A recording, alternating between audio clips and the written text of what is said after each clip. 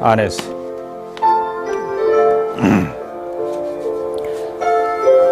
생명나무 할 때는 내 속에 한 성령이 성령의 열매를 맺는 걸 생각하면서 해야 돼요. 완전히 우리가 생명이 내주되지 않았잖아요. 그렇죠? 광야길 가면서 잠깐만 열매를 맺기 위해서 익어가는 거예요.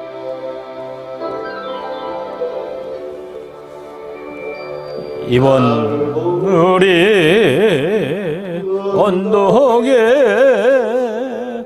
예수님 십자가 그 피로 내 죄를 깨끗하게 씻었네. 생명의 꽃 피었네. 열매 맺혔네. 나는 다시 태어났네. 그 이름 생명나무라. 절망과 고통에 세상길 헤매일 때 예수님 품으로 날 인도하셨네.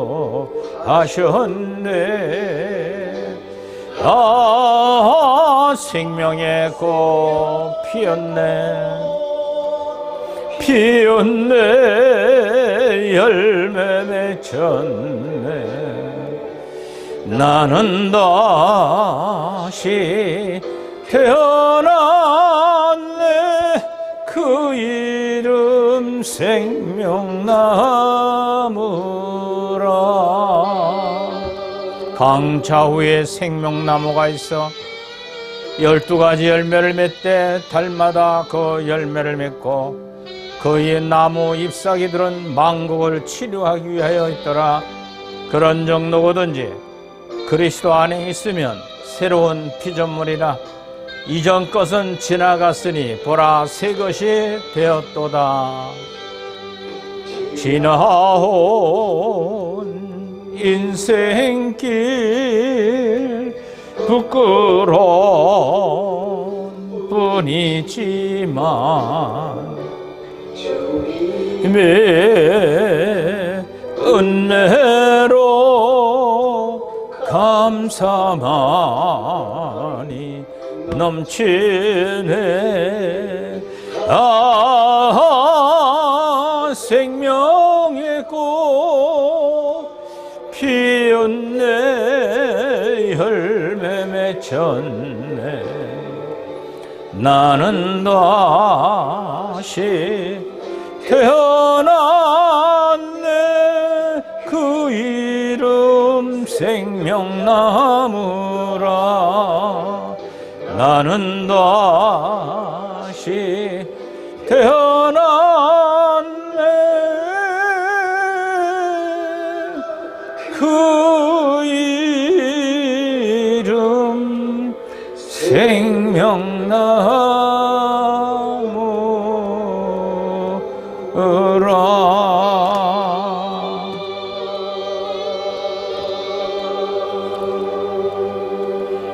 이전사님 기도하시고 할까요? 아버지 하나님, 오늘 청교도 서도영성신학원 아카데미 종료주일 지난 첫 번째 수업을 둘째 시간을 진행하려고 합니다. 오늘 성경의 증거 요령에 관한 수업 들으면서 많은 것 얻고 깨달을 수 있는 시간으로 함께하여 주시옵소서. 아멘. 감사드리며 우리 구주 예수 그리스도 이름 받들어 아버지에게 간절히 기울였사옵나이다. 아멘. 할렐루야.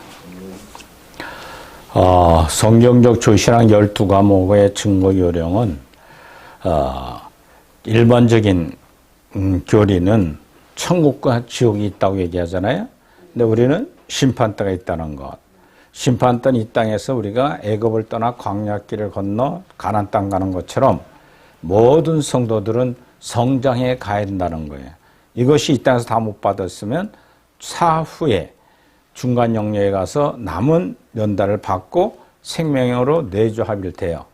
즉 죄악성이 굴러 떨어져야만 신옷 입고 천국 가는 거예요.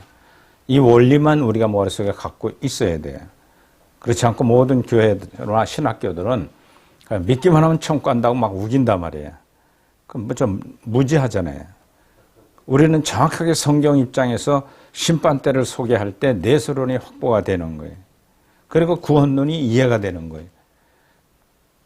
존 칼빈이 얘기했던 장로교회의 구원론도 그 얘기를 했어요, 본인이. 근데 후세들이 예정 가운데 있는 자들은 구원을 받고 예정 가지 없는 자들은 예지가 없고 천국 못 간다. 뭐 이런 식으로 밀어붙이니까 안 되는 거예요. 그러나 성경은 누구든지 구원을 받았다면 성령 세례와 함께 받고 광야길을 가면서 어린애 같은 신앙에서 뭐 방학도 오랫동안 했다가 교회도 안 나오고 막 이렇게 갈지자를 걷다가 성장이 된단 말이에요.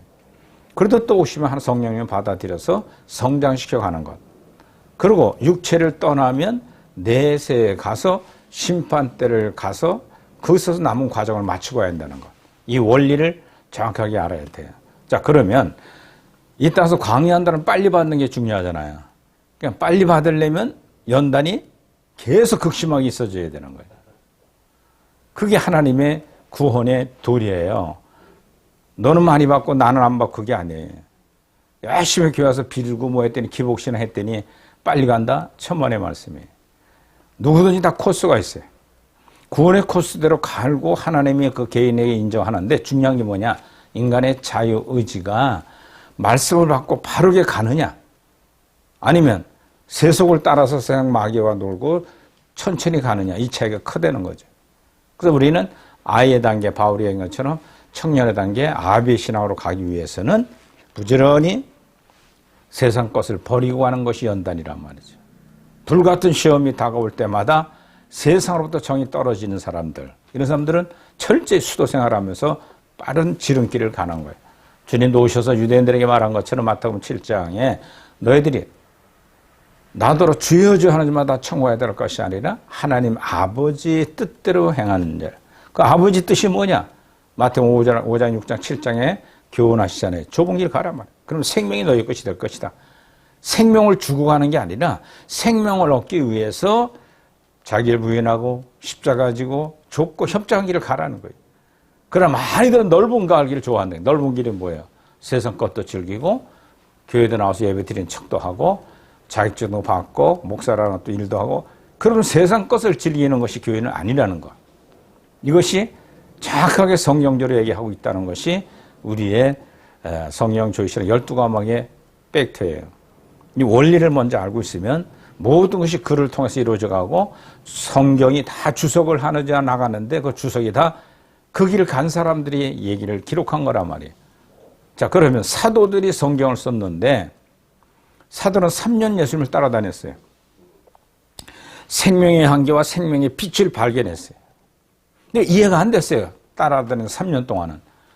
결국은 자기의 보리였던 구원해 주었던 예수 그리스도가 율법에 의하여 십자가에 못 박아 버리는 거예요. 유대인들이 다 도망갔잖아요.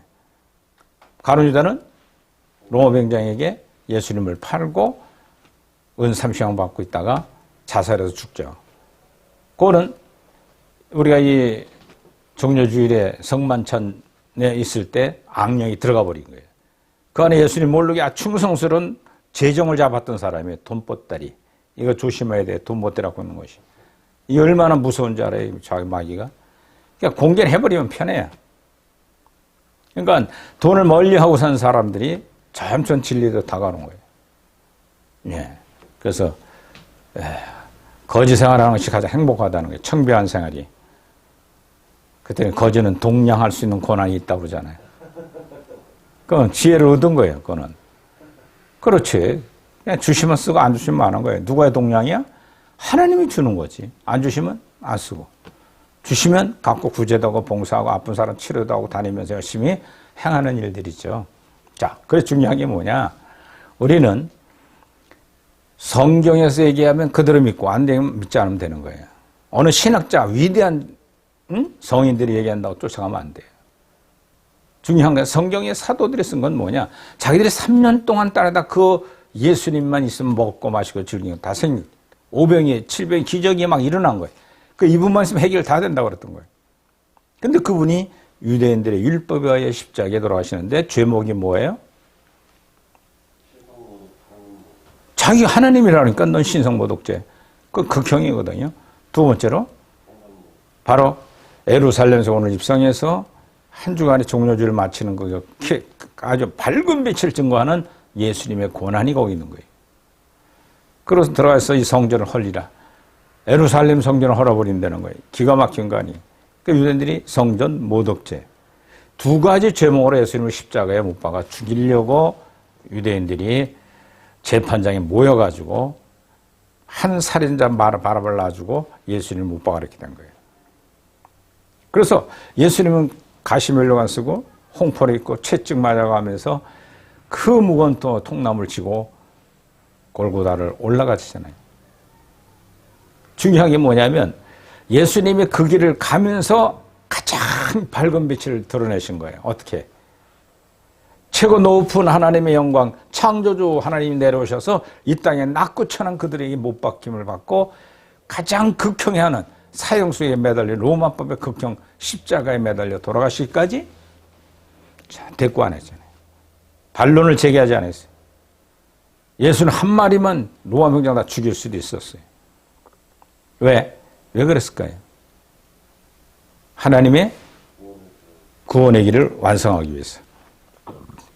그래서 십자가 올라가셔서 매달리시면서 엘레리라바 사박다니 하시며 하나님이 어찌 나를 버리시나이까? 하나님이신 분인데 생명이 들어온 분인데 버림받는 게 없어요. 항상 하나님 편이 있었으니까. 근데 왜? 구약의 죄사함은 제사입니다.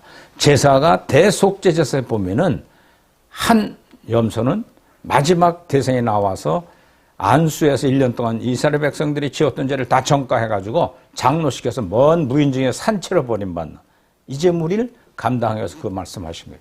또 한 제물은 한 염소는 피를 받아가지고 제사장이 지성소 들어가서 피를 앞에 한 번 그리고 7번을 뿌린 다음 살아나오시면 이스라엘 백성 1년 동안 죄를 한 번에 용서해 주는 거예요. 그 1년에 7월 10일 딱 한 번 드린 대속죄 제사. 그 여호와께 드리는 제물, 그 제물을 완성한 것이 십자가에서 피를 탁 쏟은 거예요. 한 방울도 남기면 안 돼요. 구약의 제물 하나는 대성이 받아가지고 들어가면 거꾸로 엎어놨어요. 속죄소, 변제소에다. 왜? 피가 완전히 쏟아질 때까지. 그래서 죽이는 거예요, 그 제물은. 주님이 매달려서 양손과 양발에 그리고 창을 찔림 받기 전까지는 확인 사살이야. 창 찔리는 거는. 물이 쏟아지면 죽었구나 하고 내주는 거예요. 가족들에게 장례를 치르도록. 그 일을 감당하기 위해서 이제 금요일날 우리 성금요일날 그걸 기념하는 거예요. 그러니까 예수님이 구약에 하나님이 예언한 제사법을 그대로 완성하신 분이 예수님이란 말이에요. 제물은 흠과 점이 없어야 돼요. 석가나 공자나 맹자나 위대한 성인들이 대신 죽을 수 없어요. 다 죄를 갖고 태어났기 때문에. 죄가 없이 오신 분 예수님. 그래서 천여몸 동정역에 탄생하신 걸 우리는 고백하잖아요. 왜? 뭐가 달라요? 하늘로부터 죄악성이 없이 오신 분이 딱 예수님 외에는 없다는 거예요. 그렇기 때문에 누구든지 속죄제물이 될 수가 없어요. 응? 공자도 맹자도 또 위대한 성인들이 아무리 잘 살아도 청명하게 살았어도 대속의 제물이 될 수 없다는 거예요. 이 차이가 큰 거예요. 왜? 죄악성이 없는 사람이 대속 제물할 수 있는 거예요. 제물은 정과 흠이 없고 거룩했어야 돼요. 그래서 두 염소 중에 두 염소 하나는 산채로 버림받는 것. 그리고 하나는 피를 완전히 쏟아 피를 지성소에 뿌리는 것. 자, 그러면 예수님이 두 가지 제물로 다 이뤘다고 창찔을 받고 물이 쏟아지니까 시체를 내주기 전에 왜 그 일을 감당했는가? 그리고 사흘 만에 부활해요. 다음 주일이 부활주일인데 왜 부활해야 돼요? 부활하는 이유가 뭐예요? 사망을 이기시고 응? 사망을 제일 탁한 사망인데 사망을 이기시고 또 이제 사망의 세력을 완전히 잊어버리시는 너. 아닌가요? 그 일반적인 목회자들이 하는 얘기예요. 아, 이 생명이 욕심 보이는데 죄 없이 온 분인데 뭘 이기고 말고 하고 사망이 그게 아니지. 왜 부활해야 돼요? 그에게 산채로 보낸 피를 받아가 제사장이 돼서 흰옷 입어요. 한 번 딱. 부활이 흰옷 입는 거예요. 어디 가시려고? 실제 보좌에 올라가 피를 뿌려야만 우리 죄가 사함받는데 그 제사장이 나왔어야 돼요. 살아서. 살아서 안 나오면 그냥 죽였어야 돼, 안에서. 그 나온 게 뭐냐면 성령 강림이에요. 성령이 대신 오신 거예요. 삼일체 하나님 중에. 예수님이 열매를 맺어놓은 걸, 제사를 드려놓은 걸 가지고 성령이 이 땅에 내려와서 마가다라 방의 12 제자들과 많은 120명의 문도들에게 불과 혀같이 성령이 임한 거예요, 심리. 이해가 되죠? 그래서 그 원리, 속죄의 원리를 분명히 알아야 돼요. 그거를 우린 성령의 주신앙에 몇 과목째 있어요?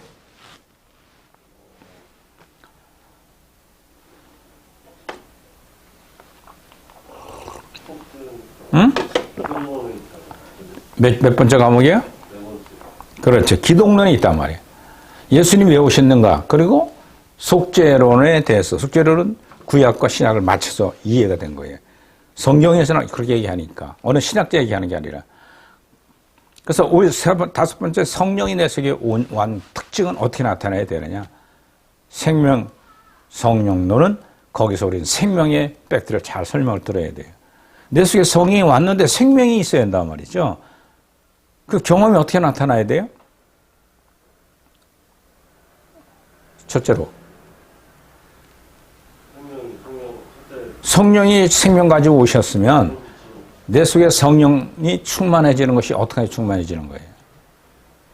방언, 통역 이런 은사를 나타내는 거예요? 빛으로. 그럼 빛이 왔다는 걸 내가 알려면 스스로 알려면 어떻게 해야 돼요? 내 속에 있는 원죄, 어둠을 스스로 깨달아야 한단 말이에요. 아, 이게 내 교만이구나. 아, 이거 마음만 먹었는데 이게 음란이구나. 에? 빛으로. 두 번째, 나는 길이요 진리요 생명이신 진리로 오신 예수님이 내 속에 말씀으로 오셨단 말이에요. 그럼 말씀으로 밝은 빛으로 왔으면 흐린 빛, 어두운 빛들에 대해서 지적해야 된단 말이에요. 안 따라가야 돼요, 글로. 그렇죠? 비진리를 따라가지 못하도록 내 속에 온 진리는 그걸 지적받아야 한다는 거예요. 예? 그래서 생명의 성령이 든 사람들은 성경의 밝은 빛의 진리가 있다 하면 어두운 흐린 빛이 있잖아요. 그렇죠? 기복주의들, 하면 된다, 믿음 만능주의, 복음주의들, 물질주의, 믿음 만능주의, 무당신앙, 이게 아니라고 깨달아져야 한단 말이에요. 어느 목사가 얘기해서 곧 건축 아는 게 아니라 내 속에는 성령이 진리 가운데 참것을 알게 한다는 거죠. 이해가 되죠? 그러고 나서 내 생활이 청빙하고 순결하고 순종하면 할 수 없는 일들을 지켜나가지만 그 속에서 가장 행복을 느끼는 것, 신령한 복을 느끼는 것. 이해가 돼요? 그게 로마서를 쓴 로마서의 팩트는 바울은 그 신령하게 들어왔어요. 들어오고 나니까 율법만 얘기하던 게 아니라 그것이 내 속에 들은 진리가 말씀해주고 있고 그리고 내 속에 있는 성령이 참것이 뭔가를 깨닫게 하더라는 거죠. 그래서 우리는 성경을 통해서 사도들이 쓴 성경을 통해서 우리가 하나님을 알고 예수 그리스도 구세주인 걸 알고 성령이 내 속에 들어서 그런 빛과 진리와 생명 가운데 나를 이끌어가는 걸 경험하고 체험하게 되면 뭐가 생겨요? 믿음이 생기잖아요. 믿음이 생기면 구원을 받아요. 구원의 서정이 분명히 중요하다고 그랬죠. 믿습니다로 구원받는 게 아니라 믿고 구원은 받지만 가는 과정이 성화의 과정이 꼭 필요하다는 거죠. 그러게 되면 세상 생활하면 안 되고 어디 생활해야 돼요? 교회 생활해야 돼요. 교회가 뭐냐? 요한계시록 23장에 나타나는 소아시아에 있는 7교회를 향하여서 사도 요한에게 주었던 교회의 모형 2020년 동안 교회 시대 동안 교회 시대는 예수님이 승천하시고 성령이 임한 날부터 창립일이야. 마가다락방에. 그때부터 지금까지 교회 시대라고 그러는 거예요. 그래서 그 교회 시대 동안에 그 진리 갖고 살아가는 사람들은 교회 삶을 사는데 교회는 심령의 교회, 그렇죠? 유형적인 교회. 무형교회, 유형적인 교회가 두 종류 있단 말이에요, 교회가. 그 유형적인 교회는 구원받은 성도들이 모임의 공동체, 모임의 공동체는 교회의 본질을 알고 모여야 한다는 거예요. 그것이 성례전. 세례와 성찬을 통해서 예수님의 피와 살을 나누는 한 연합의 형제들로서 살아가는 것이 교회의 본질이라는 거예요. 교회의 본질. 우리 지왕철 교수님이 교회 본질 회복 작은 얘기하시잖아요. 예? 그 교회 본질이 뭐냐? 세례와 성찬이야. 그 세례 성찬이 어떻게 되나 의미와 뜻을 잘 알면 바로 열매를 맺은 십자가의 도. 지난 학교에서 배웠잖아요.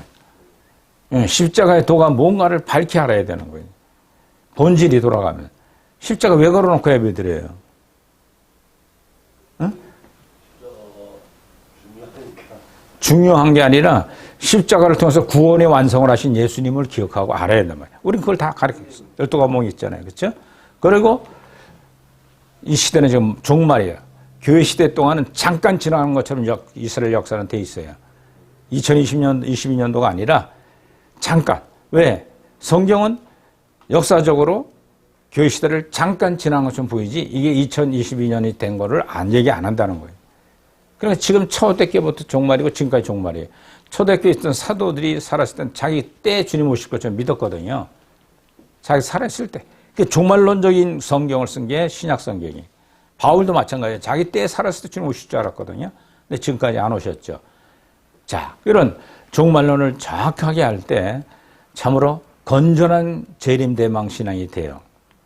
그렇게 되면 우리는 사후에 있어질 영원한 천국과 지옥을 가려면 심판대를 거쳐서 가야 된다는 원리로 내세로는 우리가 공부했어요. 자, 그러면 이 요한계시록은 어떻게 우리가 이해가 돼야 되느냐? 강의를 지난번에 기초적 견해를 우리가 강의를 했습니다. 그랬죠? 했어 안 했어요? 성경적 조신앙과 요한계시록의 관계를 분명히 설명을 지난 시간에 했습니다. 이해가 되죠? 그리고 요한계시록 목차에 대해서도 말씀드렸고 요한계시록에 나오는 숫자들이 견해를 성경적으로 해석해야 돼요. 시대적으로 해석하는 사람들이 참 많아요. 그 세대주의자들이죠. 그리고 일곱인, 일곱 나파, 일곱 대접에 대한 견해가 분명해야 돼요. 일곱인은 뭐예요? 7년 대환란을 심판할 자료. 인, 자료. 따라해봐. 인, 자료. 일곱 나팔은 시간이야. 기간. 어? 나팔 진행이에요. 진행. 나팔은 진행. 따라해봐. 나팔 진행. 일곱 대접은 마지막 종합 때 심판하는 자료들이에요. 일곱 대접을 쏟아서 세계 3차 대전쟁이 질 수밖에 없는 전쟁을 이기게 만들어주신 하나님의 마지막 대접을 쏟는 거예요. 그래서 여기 된 견해가 우리 분명히 지난 시간에 설명했습니다. 근데 모형적 진리와 요한계시록의 관계가 분명해야 돼요. 왜? 요한계시록도 이 땅에 주님이 재림하시기 위해서 지금 7년 동안 무시무시한 세상 진적을 열고 불심판을 통해 3차 전쟁에 다시금 하나님이 천년왕국을 개혁하려고 하신 분이 요한계시록 내용이라면 모형적 진리도 마찬가지예요. 애굽을 떠난 이스라엘 백성이 광야길을 40년 동안 갔던 과정과 너무나 짝이 맞는 거예요. 그것이 곧 우리는 구원론에서 구원의 서정을 배우죠. 그렇죠? 똑같다는 거예요. 그러니까 요한계시록도 마찬가지예요. 구원의 서정처럼 요한계시록을 풀어가는 일에 학자들 비유하는 것에 맛을 끼면 안 되고 이것도 분명히 구원의 여정인데 무슨 구원이냐? 7년 대환란 동안 이스라엘 백성들을 구원시키는 기간이 지금까지 안 믿어요. 유대인들은. 그런데 예수 그리스도를 믿고 난 다음부터 첫째 나팔이 불기 시작해가지고 바로 일곱째 나팔 불 때까지 주님이 지상재림할 때까지 그 사건은 이스라엘 백성들을 익은 열매 만드는 과정이에요. 구원시켜서. 그리고 영적 이스라엘 2020년 동안 구원받은 이방인 우리 모두도 살아서 천년왕국 7년 대환란에 들어가면 연단을 받는 구원의 서정과 똑같다는 거죠. 이해가 돼요? 이 관계를 우리가 분명히 알아야 된다고 강의를 들었습니다. 자, 우리 영성을 추구하는 현 시대 교육자들과 성도들의 비전에 대해서는 우리가 과목마다 설명을 드렸기 때문에 지나가는데 중요한 게 뭐냐? 각 과목마다 이것을 강의를 할 줄 알아야 돼요. 알았어요? 예? 항상 이거를 어느 강의든 처음 스타트를 할 땐 시간을 하잖아요. 아카데미에서 녹화된 것도 보면 중요한 게 뭐냐? 또 보강된 것이 율법의 행위 뭐냐? 그전에는 이렇게만 했어요. 율법의 행위, 인본주의, 기복주의, 물질 만능주의, 믿음 만능주의 하면 된다는 잘못된 무당신학을 회개하고 다시마신 예수님의 재림을 대망해야 합니다. 이렇게만 얘기했어요. 그러니까 이게 뭔 뜻인지 잘 몰라요. 아, 그게 그런 거지 뭐 이런 식의 율법주의 그런 거지. 그게 아니라 율법의 행위란 뭐냐 설명을 해주는 거예요. 이걸 꼭 하고선 그 다음 과목 들어가야 돼요. 아셨죠? 그러니까 나는 알아도 청중은 다 모른다는 거 알아야 돼. 그래서 아카데미 녹화된 걸 보면은 꼭 처음에 비전을 얘기하고 이 얘기만 하고 지나갔어요. 그러니까 요 구체적인 걸 모르니까 다들 이게 뭐 그런 거 같고 저런 거 같고 다 똑같은 거야. 그런데 이제부터는 율법 행위를 설명을 하고 강의를 해야 돼요. 알았죠? 교회에서 강의하거나 여러분들이 복음을 증거할 때 꼭 하나하나 읽으면서 내 것으로 만들어야 돼요. 자, 그 다음 인본주의. 인간 중심의 신앙생활이고 신본주의는 하나님 중심의 생활이에요. 그러면 사람 중심, 하나님 중심. 어떻게 뭐든지 하나님께서 하셨다고 하는 믿음을 갖는 거 신본주의. 그렇죠? 인본주의는 나부터 있고 하나님 있는 거야. 저 어린아이, 청년의 신앙까지 그 과정이에요. 다 자기 믿는 하나님, 자기 통장에 있는 하나님 믿고 산단 말이죠. 인본주의. 그리고 기복주의는 뭐든지 신령한 복의 물질을 얻기 위해서는 수단과 방법을 가리지 않는 거예요. 기꺼이 하나님도 버릴 수 있다는 거예요. 왜? 두 주인을 섬기라고 했지 하지 말라고 했으니까 하나님과 만문의 동등으로 존재하는 것이기 때문에 그렇다는 거죠. 그래서 기복주의 신앙은 자신이 복을 주는 자가 하나님이든지 부처든지 아니면 천신명이든지 혹은 용왕신이든지 상관이 없어요. 에? 그래 안 그래요? 아니 돈만 받으면 돼. 내가 잘 되면 되지. 한탕만 해주고 복권 하나 맞으면 되지. 이렇게 생각한단 말이에요. 누가? 기독교인들이 목사님도 그렇게 설교하고 내가 여러분들 성도 기도를 해줬더니 이게 축복받고 이 장로가 잘 됐고 뭐 그건 다 비진리예요. 그렇죠? 자기가 기도했다면 다 잘 돼야 되잖아. 장도 몇 명만 잘 되고 나머지는 다 어렵게 살아? 그건 이해가 안 되잖아요. 그래 안 그래? 그러니까 내가 기도하기 때문에 뭘 했다. 이거는 굉장히 기복주의 신앙이에요. 내가 하나님 앞에 작정 기도를 했더니 하나님이 놀라운 은총이 이루어졌다는 거. 물질 만능주의. 마찬가지죠. 믿음. 믿었더니 바로 천국 간다고 했는데 사후에 제일 당황하는 게 기독교 개혁교회 성도들이에요. 죽자마자 천국 간다는데 또 임종예배도 설교할 때 금방 천국 가는 좀 설교한다니까요. 천만에. 그렇게 설교하면 안 돼요. 예? 임종예배나 발연예배도 이제 연단받는 강약들 다 못 마친 성도나 교육자라면 나머지 심판 때가 남은 기간을 바꿔가야 될 텐데 그거를 잘 받기 위해서 우리가 기도같이 해 주십시오. 우리 한다는 능력은 없지만 하나님께 맡긴다. 이렇게 임종예배나 또 발연예배 때 설교를 그렇게 한다는 거죠. 이해가 되죠? 자, 설교 얘기했으니까 지난주에 자기 교회가 설교 듣고 평가들 했어요? 어제 주일날. 어제 거요? 해서 카톡으로 보내라고 했잖아, 내가. 어제 건 왜? 각 교회 가서 이제부터 평가해야 돼, 설교자가 되려면.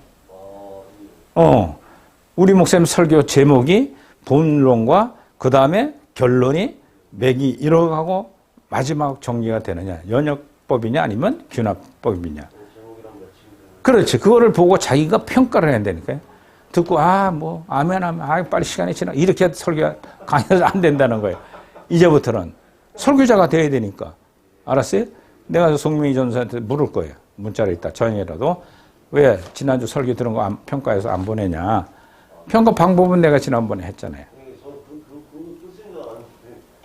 그렇지 아니 이제 계속 했대요. 주일마다 자기 교회 가서 자기 담임 목사. 그다음부터 뭐가 생겨지느냐. 우리 목사는 비슷하긴 하긴 한데 결론이 삼천포로 빠져. 성도들 돈주머니에 끌어내려고 들어. 이걸 볼 수 있는 눈이 열려야 돼. 비진리를 판단할 수 있어야 여러분들이 밝은 빛을 증가할 수 있다는 거예요. 알았어요? 예. 그래서 공부일, 집안일, 교회일보다 전부가 다 교회일만 하면 복 받는다고 착각하고 부지런히 낸단 말이에요. 부지런히 열심히. 그래서 이준사도 꼭 주일날 내 설교를 평가를 해서 문자를 보내야 돼요. 알았어요? 카톡으로, 개인적으로. 자, 그게 레포트야. 딴 거 없어. 설교하게. 자, 그 다음 무당신앙. 무속신앙이에요. 그래서 종교에, 무당들은 무속에 바로 귀신을 말하는데 귀신과 기룡을 점치면서 구틀해서 퇴치한다는 거예요. 그 여자 무당이고. 자, 그래서 이 무당신앙을 회개해야 돼요. 무당신 회개는 뭐예요? 이 5가지 이 문제들이 철저히 회개해야 될 죄라는 거죠. 그렇죠? 발루빙 가운데 가야 되는 건. 근데 여기에 젖어 있어요, 거반다. 거반다 젖어 있어요. 근데 이걸 딱 해놓고 잠때딱 판단을 딱 지워놓고 밝은 빛 진리 가운데 설교를 하게 되면요. 설교자는 심령이 성령이 주는 기쁨이 너무 행복한 거예요. 예? 그러시기 전에는 설교하고 나면 뭐 끄림착한 거야. 하나님 뜻과는 잘못된 진리를 비지를 전거했기 때문에 책망만 오는 거예요. 가슴에 성령이. 너는 어떻게 설교를 그렇게 하느냐? 내가 그렇게 가르쳤더냐? 내가 제자들을 통해 사도성경, 신약성경 쓴 것이 그 내용이더냐? 본문을 잘 봐라. 이런 책망이 막 들려지는 목회자가 될 때 하나님 앞에 기뻐하는 종이 될 수가 있는 거죠. 이해가 되죠? 사람이 많이 모인다고 해서 되는 게 아니라 그 나라 천국에 대해서, 그 가는 천국 가는 길에 대해서 분명히 할 때 부패한 이 세상에서 빛과 소금의 사명을 감당해 나가야 한다. 빛은 어둠을 밝히잖아요. 그렇죠? 누구? 자신부터. 내 속에 있는 죄부터 알아야 돼요. 그 다음에 소금은 뭐예요? 자기를 부인하는, 녹아져야 마칠래야 음식 맛이나 방부제가 다 될 수 있는 거예요. 그래서 소금이 녹지 않으면 길에 버려진 사람들 밟힐 뿐이다. 뭐 필요 있냐? 녹아지라는 거죠. 즉 진리 안에 내가 부인하고 십자가지라고 해서 그 길을 가야 되는 거예요. 그럼 내가 희생돼야 되잖아요. 그렇죠? 그 희생할 때 나타나는 자기 중심적인 것이 무언가를 내가 나만을 안단 말이에요. 내 속에 있는 성령은 지적한다니까요. 그래서 꼭 서론 부분은 이걸 증거를 하고 시작하라고 말씀을 드렸죠. 자, 도표로 보면은 이와 같이 돼 있어요. 자, 다니엘서와 요한계시록을 각 시대로 분별해 놓은 거예요. 다니엘에게 예언했던 60일에가 있어요. 그렇죠? 7일에, 60일에, 한 일에 남겨놓고 지금 뭐가 지나가고 있어요, 우리야? 여기 다 공중강림할 때가 다 가까워진 거예요. 그럼 이 시간에 무슨 일이 있었는가? 네 천사가 바람을 잡고 있는 기간, 교회 시대라는 거예요. 그 당시에 네 천사라는 건 지구가 네모의 각진 네모인 줄 알았던 거예요. 그러니까 네 군탱이 천사들이 잡고 환란, 한일회를 불기 전까지 기다리고 있는 과정. 요게 다니엘서 24장에 다니엘서 9장에 70일회로 예언을 둔 거예요. 그 70일회 끝나면 주님은 지상 재림하겠다고 약속을 한 거란 말이죠. 그래서 이 구약시대에 예언됐던 이것이 지금 바람을 잡고 있는 기간이에요. 교회시대 동안이. 이 동안에 뭐 하느냐? 구원받은 이방인 수를 충만히 채운다는 거예요. 하나님의 약속은. 그 로마서 11장 25절 26절에 임마주종 14만 4천을 채우는 기간이 교회시대 동안의 기간이에요. 그래서 교회시대 동안에 14만 4천 명 딱 임마준종 생명의 내주합일된 종이 딱 되면은 이유 없이 공중에 오셔서 익은 열매된 14만 4천 명을 끌어올리는데 무덤에서 잠자고 있던 사도들 다 죽었잖아요. 어거스틴이나 2000년 동안 있었던 많은 위대한 성자들, 생명의 대주합일돼서 활동한 사람들. 그런데 무덤이 벌어지고 끌어올리는 거예요. 그게 휴거 사건이에요. 껄효 들것자. 그 대사전서 4장 16절에 17절에 말하고 있죠. 그 다음부터 나팔은 뭐라고 그랬어요? 나팔. 진행. 기간, 시간이. 그래서 첫째, 둘째, 셋째, 넷째 나팔이 불면서 바로 자연재앙이 시작되는 거예요. 자연재앙. 이게 자연재앙이 시작된 가운데 첫째 화가 계시록 9장 1절부터 11절에 다섯째 나팔 재앙 첫째 화가 부러지죠. 그래서 전 3년 반 7년이라고 한다는 기간, 한 일회가 7년이에요. 그, 요 70제, 저기 7일에 지나고 62일에 지나고 한 일에 남겨놓고 69일이니까. 그렇죠? 그리고 이 한 일에 남겨놓고 2022년이 지금 지나간 거예요. 근데 언젠가 일하러 오시는 거죠. 그것을 애원해 주고 있어요. 그 다음 오시게 되면 바로 다섯째 넷째 나팔까지 자연장이 진행되고 다섯째 나팔이 부러질 때 첫째 화가 시작돼요. 계시록 9장 1절로 11절에 보면은 바로 첫째 화는 뭐냐?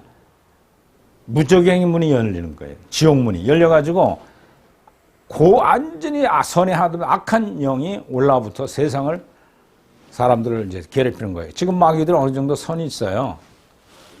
그렇죠? 근데 그때에서 속에서 내가 포악한 마음을 먹으면 즉각 칼도 죽이는 거예요. 누굴 죽이지 않으면 잠 안 오는 거예요. 또 음란이 딱 들어왔다면 그 전에 음란들은 어느 정도 자제되고 타협을 해. 근데 그때부터 아무나 붙들고 막 성관계하고 난리치는 거예요. 법이 못 막아요. 또 태만하고 거짓말을 분명히 거짓말을 하는 걸 알면서도 양심 화인 맞아 버렸으니까 하는 거예요. 사기꾼들 봐요. 2번, 3번 감옥 학교 갔다 오면 더 배워가지고 나와. 그래가지고 더 지능적으로 사기쳐요. 뭐또 자기끼리 쿠럼 만들어. 그래가지고 우리도 이렇게 부동산 모여가 하자고 그러고 뭐 지역 개발한 또 머리 간 사람 자기끼리 모여가지고요. 학교에서 만난 동창들이 더 죄를 범하는 그룹들이 돼 있어. 내가 교도소에서 그걸 강의했으니까 알지. 그 사람들이 다. 이때는 무적행 지옥문을 열어서 세상을 완전히 악한 세대로 돌아가는 거예요. 왜 그럴까요? 첫째, 둘째, 셋째, 넷째 자연장이 불 때는 바로 천치, 땅의 물의 근원 모두가 3분의 1 줄었으니까 식물도 안 자라지 먹고 사는 게 막 피폐해지는 거예요. 그럴 때 서로 사람들이 악심을 더 품죠. 환경이 안 좋으니까. 그럴 때 가진 악한 사건들이 막 벌어지는 거예요. 이때 지옥문을 열어놓고 하나님이 시험해 보는 거예요. 누가 인내하고 참나. 그러니까 지금 환경이 거칠고 사는 역경 만날 때 잘 참는 훈련을 해야 돼요. 알았죠? 그리고 다시 여섯째 나팔 재앙, 고개 멸망이에요. 그건 어디 에스겔 38장에 나오는 소련이에요. 그 에스겔 38장 곡은 지금 러시아예요. 지금 어때요? 우크라이나 치는데 전 세계가 난리치고 막 유엔에서 제껴놔도 해나가잖아요, 자기들끼리. 예? 고개 멸망이에요. 고개 멸망은 뭐냐? 바로 세계 3차 대전이 일어나는 거예요. 동유럽 국가와 서유럽 국가. 이스라엘 나라가 하나가 되고 동유럽과 하나가 돼서 전쟁이 붙는 거예요. 지금 요즘 시대를 가만히 보면은 러시아의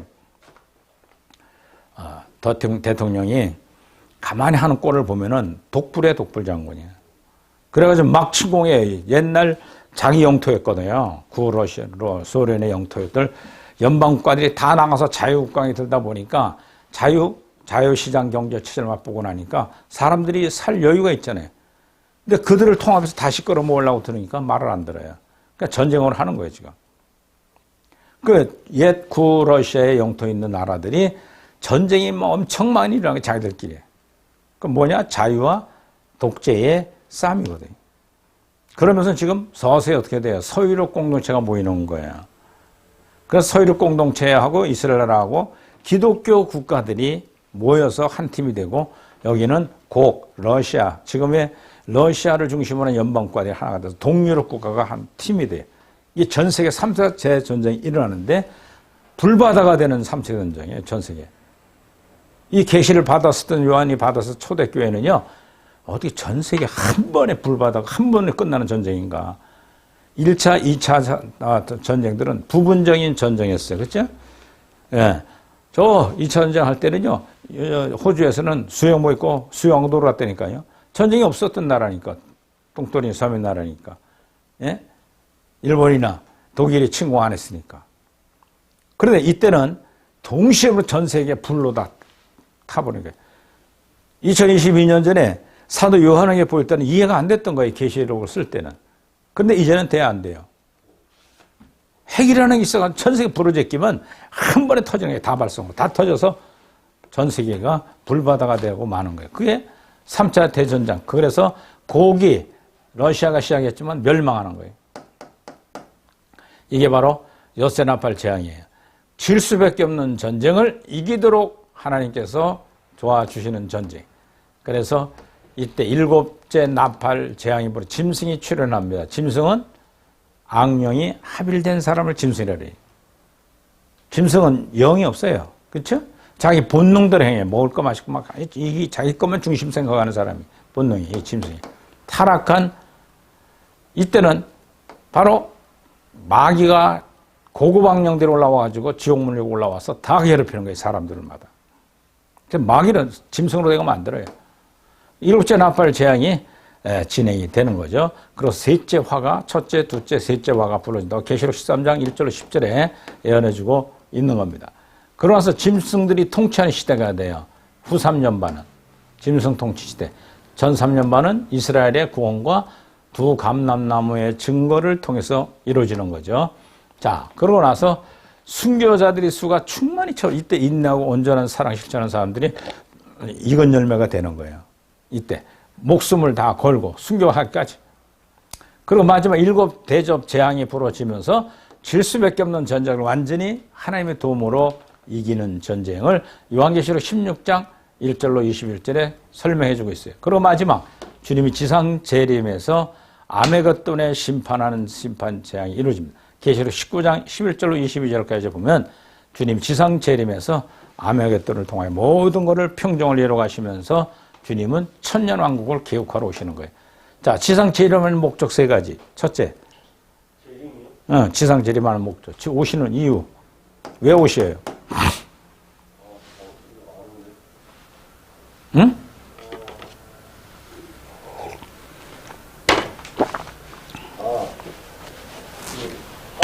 천년왕국 개국. 그다음에 그리고 또 그렇죠. 심판하려고. 두 번째, 익은 열매 추수. 성령으로 익어진 성도들을 추수해서 올라가게 하시려고. 그 다음 세 번째, 지상 낙원, 천년왕국을 계시록 20장 4절 6절에 바로 개국하려고 오시는 거예요. 3가지. 익은 열매 추수, 심판, 그리고 천년왕국 개국. 그러기 위해서 오시는 거예요. 그래서 성녀, 성자, 성령, 익은 열매 된 사람들은 주님이여 곧 오시옵소서. 간절히 기도를 하죠. 오셔서 빨리 정해 주시고 천년왕국을 개국해달라고, 나를 추수해달라고 오십시오 하고 기도를 하죠.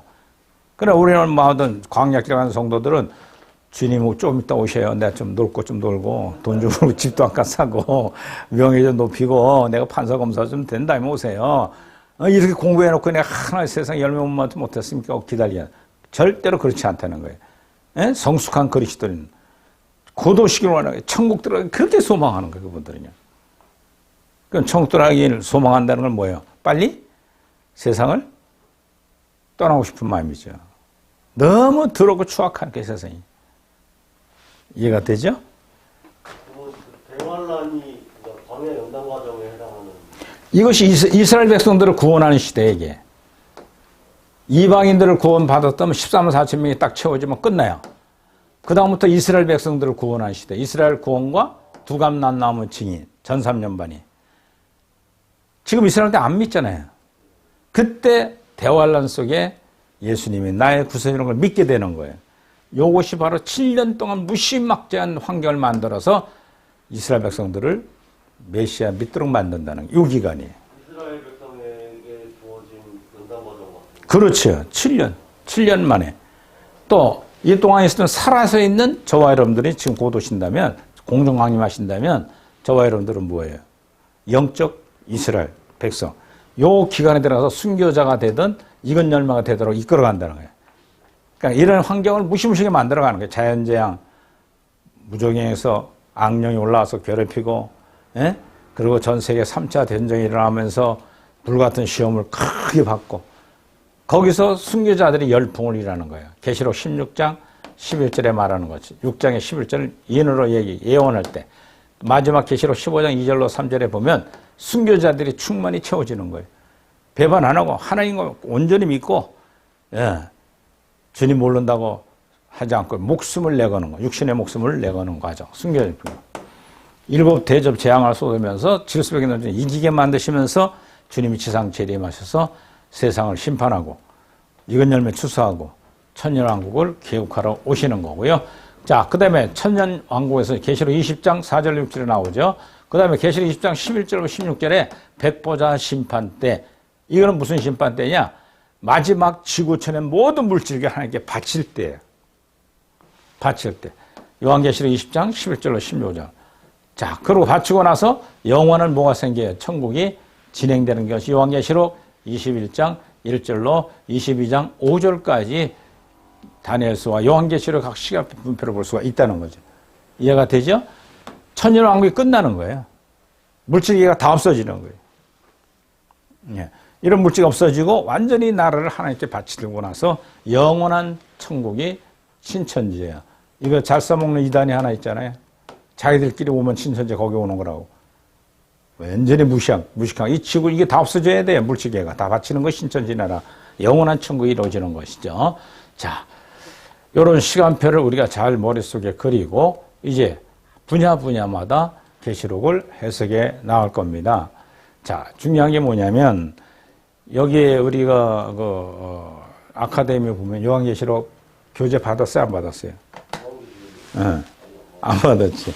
그래서 제가 다듬어서 지금 정리해가지고 이제 새로 만들어 12과목도 전반부에 기복주의 신앙 같은 5가지 다시 다 넣고 그래서 요한계시록도 줄 테니까 그거를 보고 이 성경 구절을 하나하나 찾아서 읽어보면 좋아요. 그러니까 논리 정연하게 성경으로 다 꼬여 있으니까 이해가 되죠? 요한계시록 전체 해석. 그리고 구체적인 해석하는 것은 지금 여기 보면은 1장부터 1장에는 서론 부분이야. 그리고 2, 3장은 소아시 7교회 표본으로 해서 교회 시대 동안에 교회와 성도들 전체에 대한 말씀이에요. 그리고 4장에 가서는 장래를 주관할 본부. 하나님의 본부. 모든 걸 영계와 땅과 모든 걸 주관하시는 본부가 어떻게 생겼는가? 그리고 누가 주관하는가? 인봉한 책을 떼시는 예수 그리스도에 의해서 장래에 기록된 7인. 이는 뭐라 그랬죠? 자료, 심판의 자료. 그럼 5장에 기록이 되죠. 6장에 가서는 장래일에 7년 사용될 심판의 자료 도구들을 뭔가 말씀을 5장, 6장에 해주고 교회 시대에 예비하신 하나님의 목적이 7장에 나와요. 7장. 그리고 8장부터 9장까지는 7년 대환란 중 전 3년 반 환란의 내용이 나와요. 8장부터 9장. 그리고 10장부터 12장까지는 전 3년 반과 후 3년 반 사이 하나님의 계획이 보충계시로 연결고리가 되어 있는 것이 10장부터 12장이에요. 전 3년 반 끝나고 후 3년 반 들어가는 과정. 그리고 13장부터 19장까지 후 3년 반 환란기와 모든 사건들에 대한 보충계시가 설명되어 가고 있다는 거예요. 그리고 13장부터 19장까지는 후 3년 반 환란과 모든 사건들의 보충계시고 20장에 가서는 천년왕국. 그리고 21장부터 22장 5장까지는 신천지가 어떻게 생기는가. 그리고 마지막 요한계시록 22장 6절로부터 끝에까지는 마지막 경고의 말씀이 나오는데 그러므로 내 본 것과 환상, 이제 있는 일과 교회 시대에 장차될 일을 계시록 4장부터 22장 기록하라 그랬어요. 계시록 1장 19절이죠. 자, 그래서 여기 보시게 되면 이 도표를 더 잘 기록하고 성경 구절을 일일이 다 달아놨어요.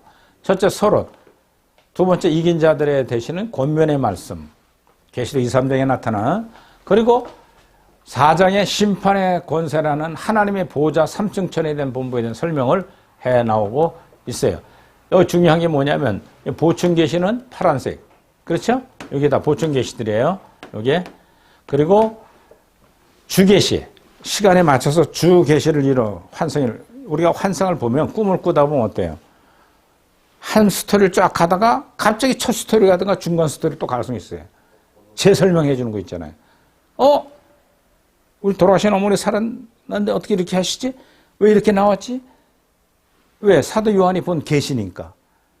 주계시가 있고 그걸 재차 설명해 주는 보충 계시가 있다는 거. 요거를 잘 설명을 해주고 도식화한 거예요, 이게. 이해가 되죠? 자, 그래서 4장, 5장 사이에 심판 주관하실 하나님의 보호자 삼층천의 본부를 얘기해 주고 있어요. 예. 이 신고는 뭐라고 써요? 주계시. 그쵸? 심판 권세를 받는 내용과 첫째부터 유서째 있는 환란을 재료를 6장 1절부터 17절 아래 띄게 돼 있어요. 그리고 신호도 입에 무리가 나와요. 7장에 갑자기. 계시록 14만 4천 명. 신호도 누가 입는 거예요? 광년단 다 마치고 생명에 내주합일된 이긴 자들이 입는 거예요. 그것이 바로 7장에 나와요. 그래서 7장은 무슨 계시라? 7장 1절부터 8장 5절까지 보충 계시예요. 설명해 주는 거예요. 이 교회 시대 동안에 어떻게 진행하게 됐는가 이 얘기예요. 이 교회 시대 동안에 진행이 안 됐으니까 현재. 이는 준비 자료니까. 그래서 7년 대환란 동안 몇 명을 추수한다고요? 이긴 자를 14만 4천 명을 추수한다는 거예요. 요 기간이 내 천사가 바람 잡고 있는 기간. 이게 교회 시대니까. 그래서 그거를 다시금 신호도 있는 무리가 7장에 나와요. 예. 그 다음 8장부터 9장, 10장, 11장, 12장에는 전삼전방 과정과 이스라엘 구원과 두 감람나무 증인의 설명이 나와요. 8장 7절부터 12절까지 바로 첫째, 둘째, 셋째, 넷째 나팔재앙, 자연재앙이 벌어져요. 그 다음에 9장 1절부터 12장까지 다섯째 나팔재앙, 첫째 화가 벌어지면서부터 무정행, 지옥문이 열려서 악한 영, 고고방령, 완전히 이거진 영들이 올라와서 악심만 먹으면 즉각 달라붙어서 우리를 그 죄악에 끌고 가게 된다는 거예요. 지금은 어느 정도 뭐라고 해요? 아, 그 내가 드럼나 내야지. 아, 내가 덜 승질 내야지. 이거 참아야지. 그러면 좀 참아줘요. 근데 그때는 참을 수가 없어요. 그거를 인내할 수 있는 훈련이 된 성도들은 잘 참는 거예요. 그러니까 계속 즐기던 사람들은, 겉으로 튀어나오는 거예요. 야, 저거 죽여버릴까 막 그러다 칼도 그냥 죽여, 그냥. 형제가 뭐 부모가 없어요. 그런 악심을 가지면 그대로 행동하잖아요. 근데 지금은 어느 정도 내가 선이 있으니까 이기려고 싸움한다. 갈등을 갖는 거예요. 그때는 이런 것이 확 드러나는 거예요. 그러고 나서 여섯째 나팔 재앙의 둘째 화가 되면 에스겔 38장에 3차 대전쟁이 일어나면서 곡이 멸망하는 거예요. 지금 러시아와 동유럽 국가들과 뭉쳐진 그 나라 지금 서유럽 뭉쳐서 반대하잖아요. 미국서 멀리서 지원해주고 있고. 어제는 뭐 독일의 영국의 총리가 우크라이나 대통령 만나서 현장을 또 방문했더만 도와주고 왔다. 탱크 몇 대 주고 뭐 주고 도와주고 왔다.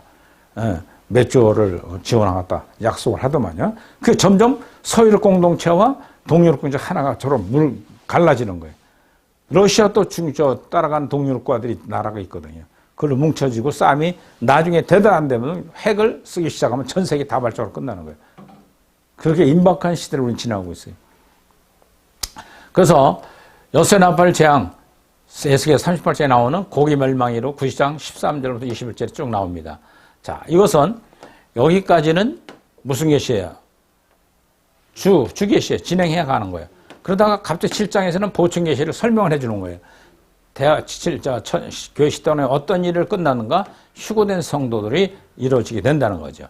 그리고 주계시 다시 돌아와서 다섯째 나팔장, 첫째부터 넷째 나팔장, 자연재앙이 부러지는 주계시는 되다가 그 다음 10장, 11장까지 무슨 사건이 벌어지냐? 보충계시 일어나요. 예. 이때 어떤 사건이 일어나게 되는가? 고개 멸망하고 에스겔 38장을 통해서 대환란 후 3전반을 진행하고 끌고 가야 될 두 증인의 사역이 나오는 거예요.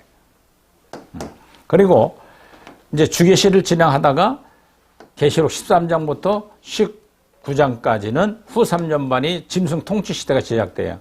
7째 나팔 재앙의 셋째 화가 부러집니다. 그러면서 계시록 13장 1절로 8절에 그러고 나서 순교자 수가 충만히 일어나는 과정에 보충계시를 설명해주고 주계시를 지나가다 또 보충계시 설명해주고 바로 7 대접 재앙이 쏟아지면서부터 질 수밖에 없는 전쟁을 이기게 만들어주는 거예요. 서유럽 공동체 이스라엘 나라가 이기게 만들어줘요. 그러면서 바로 주계시가 진행돼가지고 7 대접 재앙, 큰 음료 심판, 큰 성 바빌론의 멸망, 계수 여호수아의 안수, 계시록 19장 11절에 나오는 것처럼 이때 후 3전반은 짐승들이 통치하는 시대는 뭐냐? 질 수밖에 없는 전쟁을 이기게 해줬더니 서유럽 공동체와 이스라엘 나라 중에서 총 통치자가 악령이 내주함을 당하고 자기가 재림의주를 선포하는 거예요. 이게. 기적을 베풀어요. 죽은 자를 살리면서 막 전 세계 방영하고 막 이런 능력이 난 재림의주다 선포해. 성경 봐라. 재림의주가 먼저 온다 그러지 않았냐? 지상 재림. 응? 자기가 벌써 왔다는 거예요. 그래서 후 3전반이 짐승, 즉 악령이 내주된 사람이 통치해 나가는 시대가 후 3전반이에요. 16장 1절로 2절에는 이렇게 대저장이 어떻게 쏟아져서 하게 하시는가. 또 17장 1절로 8절 큰 음료 심판. 큰 성 바벨론 성에 멸망하게 됩니다. 그 다음에 계수하여 여호수아 안수와 계시록 19장 11절에 그리고 19장 6절로 9절까지 이 사건이 진행되고 주님이 지상 재림하시고 아메겟돈의 심판을 통해서 이건 열매 추수하고 그 다음 심판하고 그 다음에 천여왕국을 개국해 나가는 과정. 우리가 요한계시록 19장 11절 21절에 지상 재림하는 사건이 기록되어 있습니다. 그리고 신천지 끝난 다음 백보자 심판 때가 요한계시록 20장 11절 15절에 나와요. 그래서 신천지가 영원한 천국 물질계가 완전히 하늘에 없어져 버리는 거예요.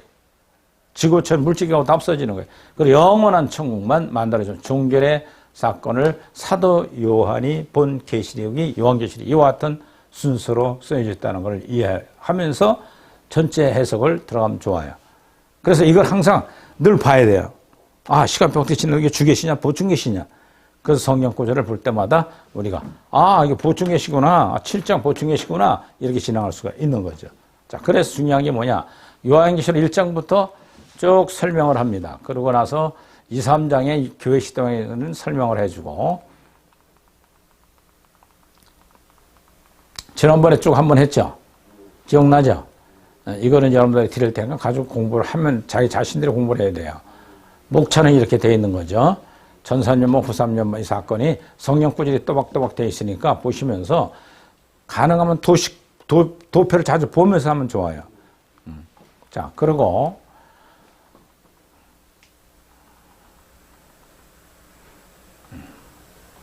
인사말, 우리 사도행성을 추구하는 사람들이 가져야 될 사명. 요한계시록의 강의에 대한 목차가 나오고, 그 다음,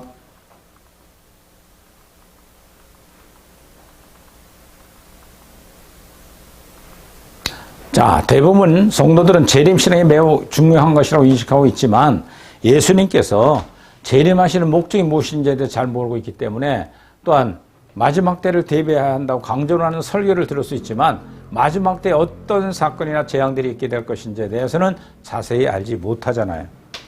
그렇죠?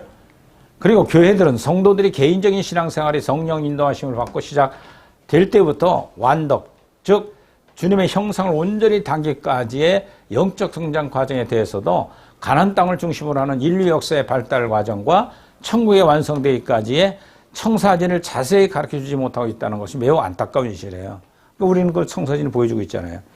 이렇게 된 이유는 종말론을 증거하는 대부분의 사역자들이 순수한 성경적 종말론을 증거하지 못하고 잘못된 사상들을 혼합하여 불건전한 종말신앙을 갖도록 하였으며 또한 성경의 핵심적인 애언서인 요한계시록을 비롯한 종말에 관한 성경 말씀들을 바르게 해석하지 못하고 있기 때문에 문제다 이거죠.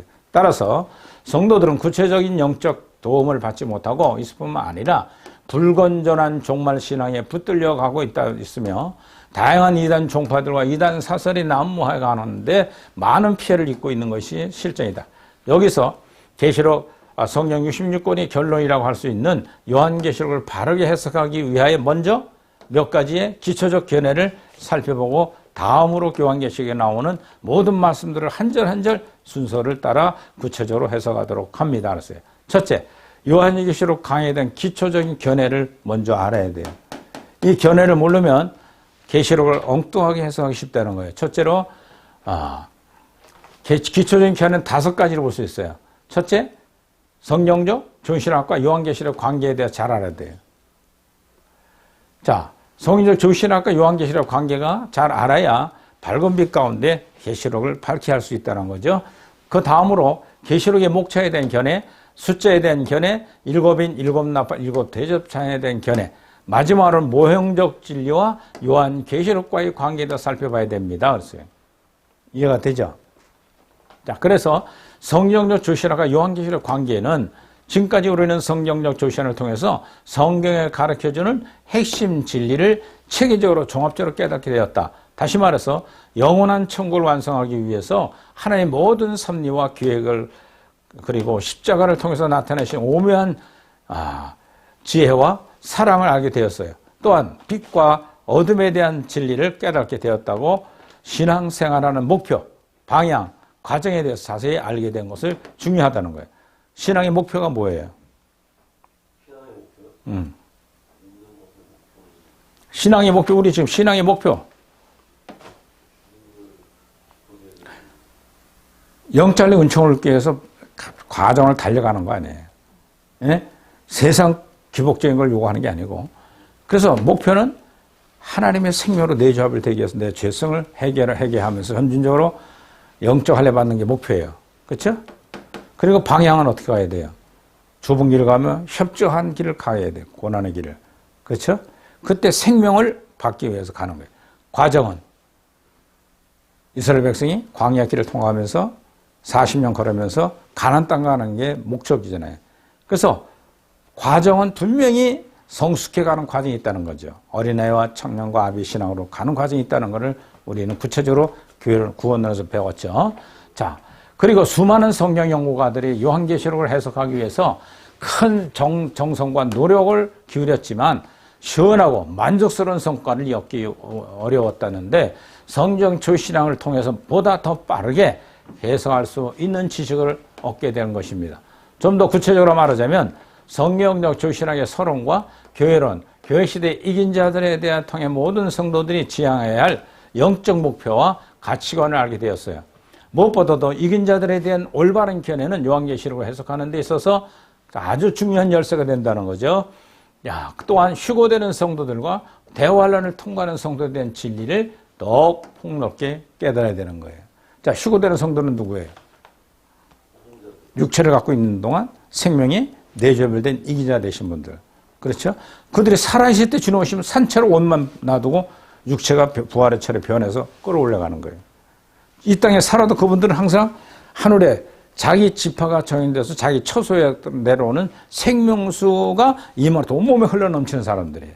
죄악성이 없는 분들이고 하나님의 성령의 교회가 완성된 사람들. 그렇죠? 이 표현이 성경적으로 얘기하는 걸 확실히 알게 된다는 거예요. 오늘날 모든 교육자들이나 모든 성도들이 여기다 목표가 없어요. 목적이 없어요. 방향이 몰라요. 왜 신앙생활 하는지 몰라요. 세상 잘 되고 자식들이 잘 되고 오래 살아보려고 몸부림치고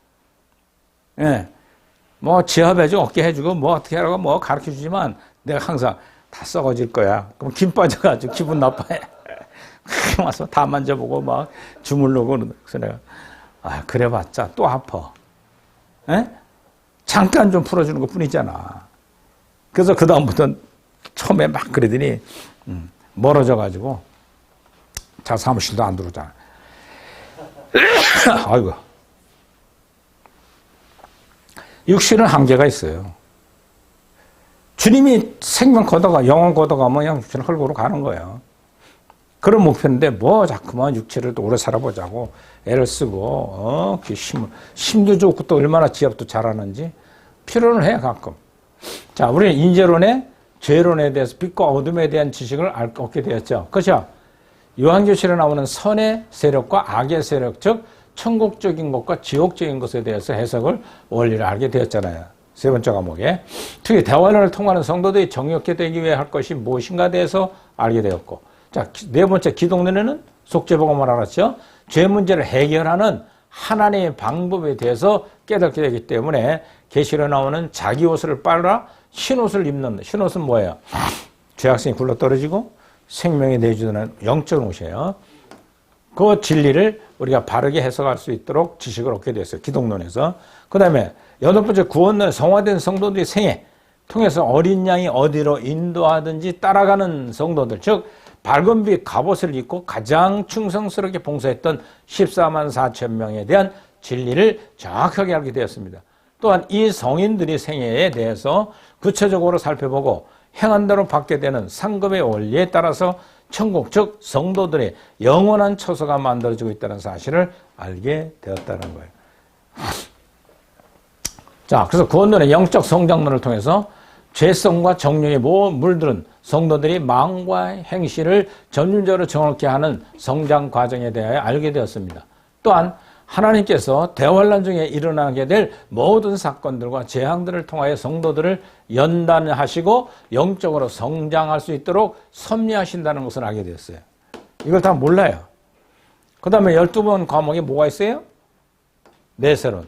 마태복음 13장 비유 해석을 통해서 보면 교회 시대 이긴 자들이 장성한 믿음을 가진 성도들이라는 것과 행실이 정확해져서 성도들이라는 것을 알게 되었습니다. 그리고 교회 시대에 이긴 자들이 영적으로 성장하는 동안 하나님께서 나타내 주시는 신령한 체험들에 대하여 알게 되므로 14만 4천에 대한 진리를 선명하게 깨달았으며 또한 영적으로 높이 성장하다가 타락함으로써 가라지가 되어 마귀의 앞잡이 노선은 666명에 대해서 자세히 알게 되기 때문에 요한계시록 하는데 큰 도움을 준다는 거예요.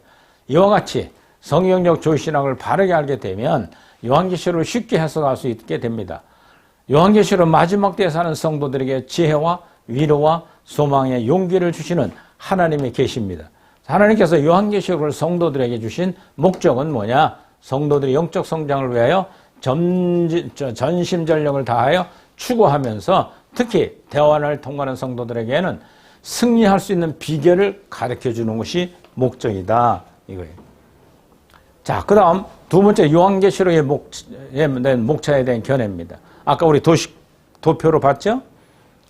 1장 1절부터 22장 21절까지 기록되어 있는데 하나님의 질서와 시간적 순서와 지혜가 완벽한 체계라고 하나님 뜻을 알 수가 있도록 가르쳐줍니다.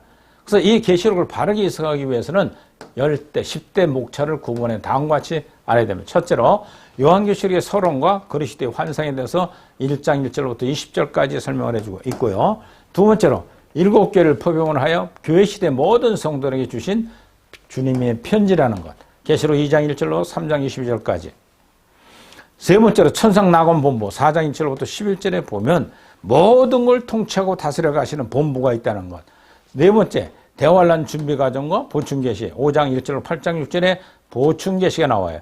그 다음에 다섯 번째는 전 3년반 환란과 보충 계시 8장 7절부터 12장 21절에 17절에 12장 27절에 여섯 번째 후 3년반과 보충 계시 13장 1절부터 19장 21절까지 나옵니다. 그 일곱 번째 천년왕국 계시록 20장 1절로 10절 여덟 번째 백보자 심판 20장 11절 15절 아홉 번째 신천지 계시록 21장 1절로 22장 5절 열 번째 마지막 경고 22장 6절로 21절까지 마지막 경고의 말씀이 나와요.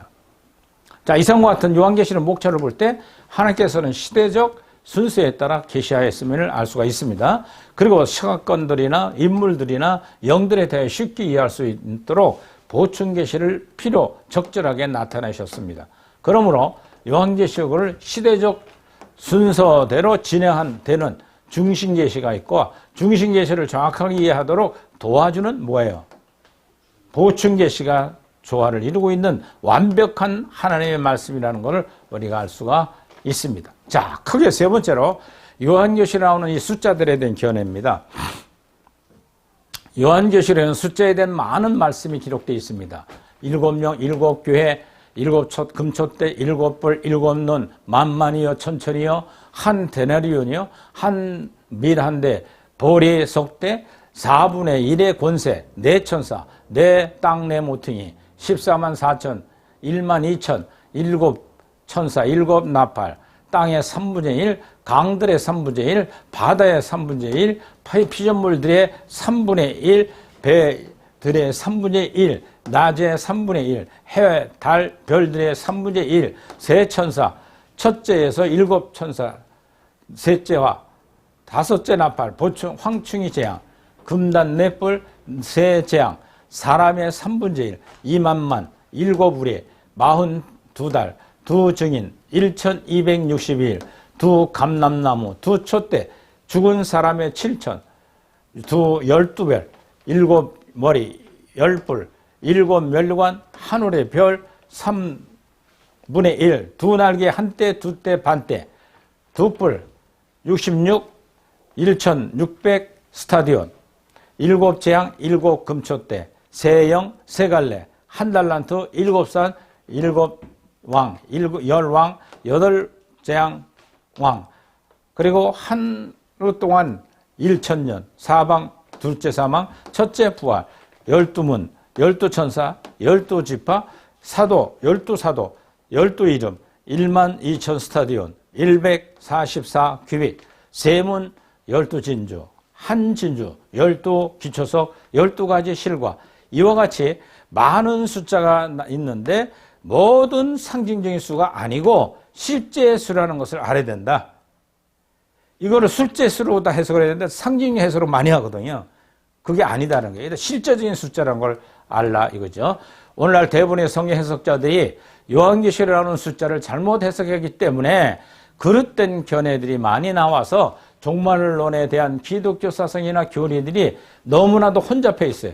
예를 들면 13만 4천을 구원받은 모든 성도들 상징이라고 하면서 해석하는 사람들이 있고 10위는 12교회는 상징하는 수라고 하면서 7위는 완전 수라고 하면서 7영은 완전하신 하나님의 영, 즉 성령이 해석하는 사람들이 많은데 이것은 성경적 근거가 없는 무리한 해석이라고 알 수가 있습니다. 요한계시록 12장 14절에 보면 한때, 두때, 반때라는 숫자가 나오는데 이것을 해석할 수 있는 성경적 근거는 다니엘서 11장 13절에서 한때를 한 해라고 했어요. 그러므로 한때, 두때, 반때는 뭐예요? 3년 반. 성경적인 숫자라는 거죠. 성경에서 증거하는 내용이 다 돼 있는 거예요, 우리는. 이해가 되죠? 상징적인 숫자라는 건 없는 거예요. 그냥 피동적으로 만들어진 숫자가 아니는 거예요. 이상과 같이 계시록을 나오는 숫자들은 상징적 숫자나 개념적으로 해석할 수는 있는 성경적 근거가 확실하지 않다면 모두가 뭐예요? 실제 수라고 해석해야 된다. 이해가 되죠? 그래서 네 번째로 7인 7나팔 7 대접 찬양에 대한 견해입니다. 요한계시록 6장에 나오는 7인을 떼는 과정을 대환란이 진행되는 과정을 보여준 것이 아니고 대환란 때 사용할 바람들, 즉 심판할 때 필요한 뭐예요? 재료들과 심판을 진행하는 일꾼들을 준비하는 과정에 대해서 가르쳐 준 것입니다. 그리고 7 나팔을 부는 과정은 대환란을 위한 준비 과정이 아니라 대환란을 집행하는 과정에 대하여 애원한 것입니다. 또한 7 대접 재앙은 7째 나팔이 부속된 재앙으로서 적그리스도와 666명의 짐승들에 의한 순교자들의 수가 충만하게 채워진 다음 나타나는 재앙을 이렇게 말합니다. 이상과 같이 7인을 떼는 7 과정은 준비 과정이에요. 7 나팔을 부는 과정으로 뭐예요? 집행 과정이에요. 이렇게 해석할 수 있는 성경적 근거를 알아보기로 합니다. 자, 그 다음 내생물 천사들과 관계를 통해서 7인을 떼는 과정은 준비하는 과정이라고 7 나팔을 부는 과정은 집행하는 과정이라고 하는 것을 확실히 알 수가 있죠. 요한계시록 15장 7절에 보면 내 생물과 천사들이 하는 일을 비교해 볼 수가 있어요. 내 생물 중 하나가 하나님의 진노를 가득 담은 금대접 7을 대접을 천사들과 넘겨주게 되죠. 그 대접 재앙을 준비하게 됩니다. 그리고 요한계시록 16장에 천사들은 내 생물 준비하는 7 대접 재앙을 이 상에 쏟아 집행하고 있음을 알 수가 있습니다. 이와 같이 내 생물이 하는 일과 천사들이 하는 일을 확실히 뭐 했어요? 구분되어 있다는 거예요.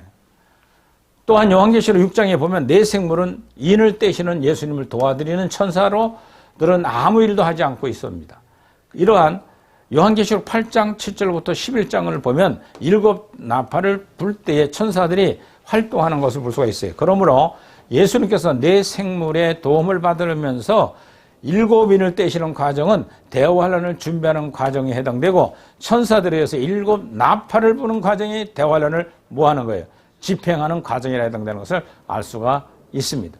자, 세 번째로 요한계시록 8장 3절로 5절에 보면 성도들 즉 교회 시대에 이긴 자들의 기도가 상달되고 응답된다는 말씀을 통해서 인을 떼는 과정을 준비 과정이고 나팔을 부는 과정은 뭐예요? 집행하는 과정.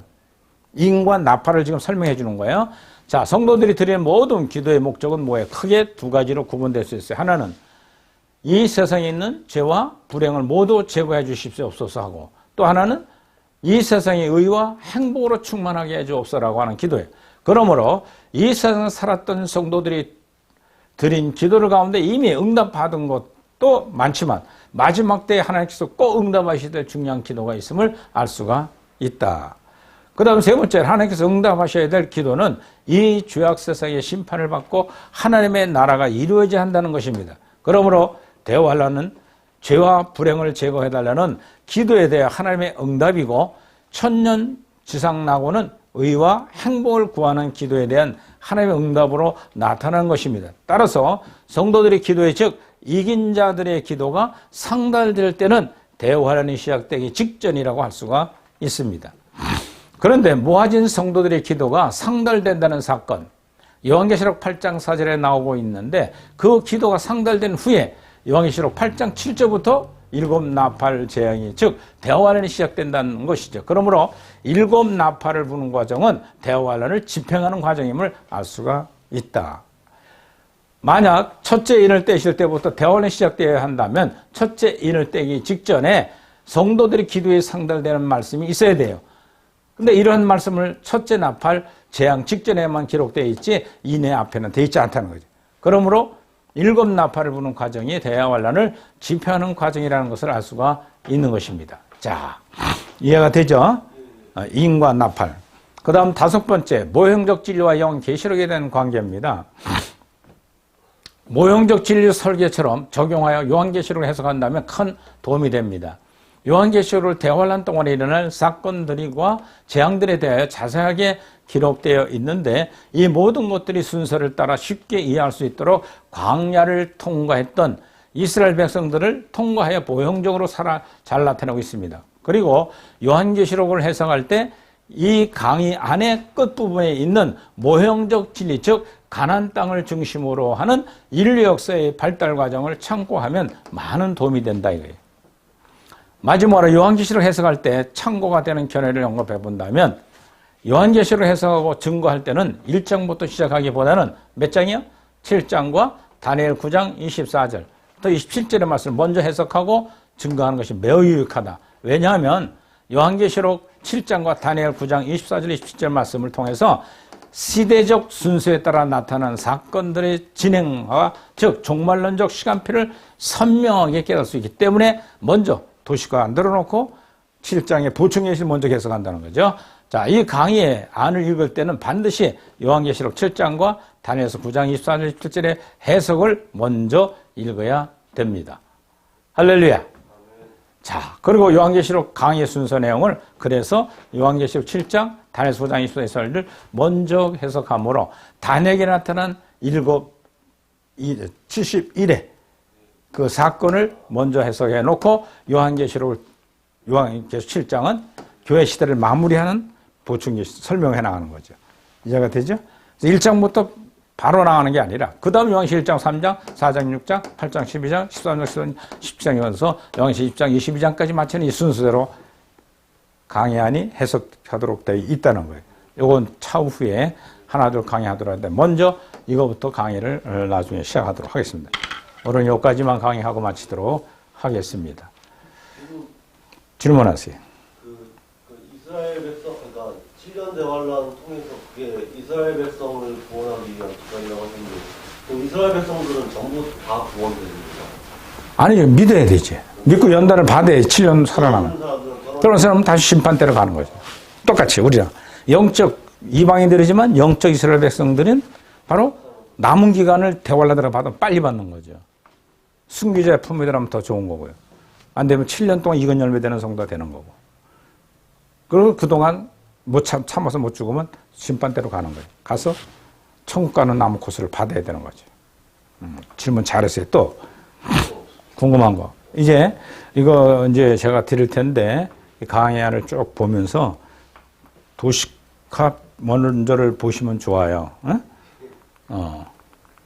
이 5가지 부분을 잘 이해하고 그로서 요한계시록 해석을 들어가면 이게 일맥상통하게 성령적 입장이니까 아주 시원스럽게 잘 해석될 거예요. 그래서 이거를 남공불락이라고 무너지지 않는 거예요. 시대가 변해도. 그래서 요한계시록 이것을 무장을 딱 펴놓으면 잘못 해석하는 요한계시록 때는 질문거리가 많아져요. 거기 문제점을 알게 되니까. 자, 그래서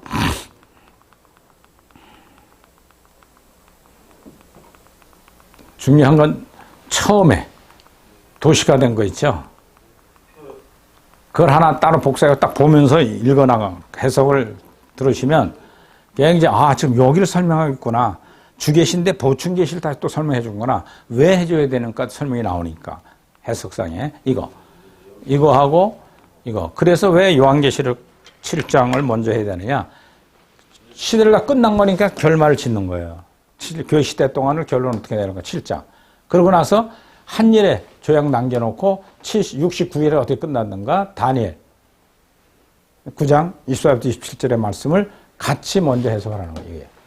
그러니까 9장 27절에 한 일에 남겨놓고 여기 다니엘서 9장 25절부터 9장 25절까지 7일에 찍고 62일에 끝나면 69일이죠. 끝나고 교회 시대가 2022년이 지금 지나가는 거예요. 예. 주님 오시면 한 예례를 진행하는데 전살면 후살면 대화환란 사건을 시작하면서 이건 실제 이스라엘 백성들을 구원하고 그 다음에 영적으로 익은 열매된 성도들이 남은 기간을 연단받는 것이 코스고. 자, 그러면 심판 때 연단받는 광야길, 그렇죠? 모형적 이스라엘 백성이 광야길. 이것이 다 해석의 고리가 다 맞는 거예요.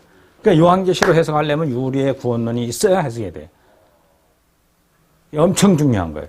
이거를 모르면 뒤죽박죽이에요. 앞뒤가 없고 막 제멋대로고 신학자들 이렇게 들이붙이고 이걸 오늘 성경적 입장이니까. 그러니까 구원은 죄 문제 해결하는 거예요. 크게. 그렇죠? 그럼 죄 문제 해결은 어떻게 하는가? 단숨에 되는 게 아니라는 거죠. 연단 받아가면 점진적으로 자기 속에 내면의 죄까지 발견하고 죄악이 굴러떨어지고 생명의 내죄를. 바울이 로마서에 얘기하는 마음의 할례를 있고 골로새 2장 11절에 말하는 것처럼 그리스도의 할례. 그럼 목표가 정해지는 거예요. 그렇죠? 그 나머지 남은 광야길 가다가 죽었다. 육체를 떠났다 그러면 남은 영계에 들어가서도 심판 때는 게 그렇게 중요한 거예요. 이걸 모르니까 죽은 천국 간다고 막 우기니까 가보면 똑같은 환경이 접해지면서 당황하는 거예요. 중간 영역에 가신 분들이. 이 땅에 살아서 익은 열매된 성도들은 심령의 천국이 완전히 이루어져서 하늘의 말만 하는 거죠. 영적 권위가 단단히 있어가지고. 그것이 2022년이 지나가면서까지 14만 4천 명까지 마지막 숫자가 딱 이긴 자가 되면 이유 없이 주님은 오시는 거예요. 이게 약속이니까, 언약이니까. 이해가 되죠? 그래서 요한계시록이 우리 12과목에 요한계시록 해석 의견 뒷받침이 된다는 거예요. 기본 진리가 되는 거예요. 자, 알죠? 아카데미는 이 공부를 하는 거예요. 오케이. 기도하고 마칩시다. 하나님 감사합니다. 오늘 저희들에게 주어진 성경적 저희신학과 요한계시록에 대한 비교 분석 또한 요한계시록의 문을 열 수 있도록 길을 열어주신 거 감사합니다. 배우는 모두가 진리 안에 함께 하시고 동영상으로 들어오는 모든 학도들에게도 바로 알아 요한계시록을 밝히 깨달아져가는 모든 이들 되게 하옵소서. 예수님의 이름으로 축복하며 기도드리옵나이다. 아멘. 하나님께 영광 돌려 마칩니다. 하나님 감사합니다. 수고했어요. 들으시냐고들.